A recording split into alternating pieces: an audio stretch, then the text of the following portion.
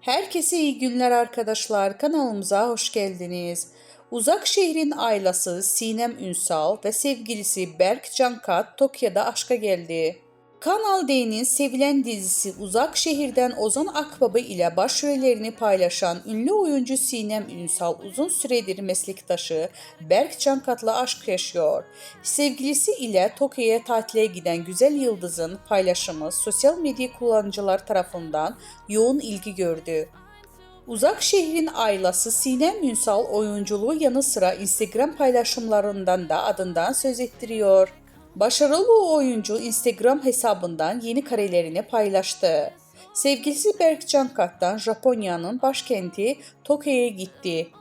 Burada geçirdiği keyifli anları takipçilerinin beğenisine sunan güzel yıldız sosyal medyanın gündeminde oldu.